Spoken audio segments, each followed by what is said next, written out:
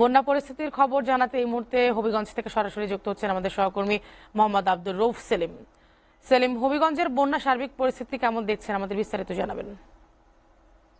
রূপা, হবিগঞ্জের বন্যার সার্বিক অবস্থা যদি আপনাকে বলি, যে হবিগঞ্জের খোয়াই নদীর বাল্লা পয়েন্ট সহ হবিগঞ্জের যে ক্ষয় রক্ষা বাঁধ যেটি রয়েছে, প্রতিটি পয়েন্টই আসলে পানি বিপদ সীমার নিচ দিয়ে প্রবাহিত হচ্ছে।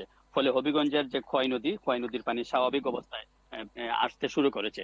তবে খোয়াই নদীর যে জালালাবাদ পয়েন্টে যে একটি বাঁধ ভেঙেছিল, সেই বাঁধ ভেঙে নিম্ন এলাকা যেসব এলাকা রয়েছে সেগুলাতে পানি উঠে গেছিল। তো সেই এলাকার পানিও আস্তে আস্তে নামতে শুরু করেছে। তো হবিগঞ্জের 5টি উপজেলার প্রায় 16টি ইউনিয়নের মানুষ বন্যা কবলিত হয়ে পড়ে। এবং তো যেসব এলাকায় পানি নিম্ন অঞ্চলে পানি উঠতে শুরু করেছিল সেগুলো আস্তে আস্তে নামতে শুরু করেছে। আমি হবিগঞ্জের জেলা প্রশাসনের সাথে কথা বলেছি, তারা যেমনটি বলছেন যে হবিগঞ্জে বন্যা কবলিত মানুষের জন্য 116টি আশ্রয় কেন্দ্র খোলা হয়। এর মধ্যে 7টি কেন্দ্রের মধ্যে এখন পর্যন্ত প্রায় 1000 মানুষ আশ্রয় নিয়েছে। তাদের জন্য পর্যাপ্ত খাবার এবং বিশুদ্ধ পানি সরবরাহ করা হয়েছে।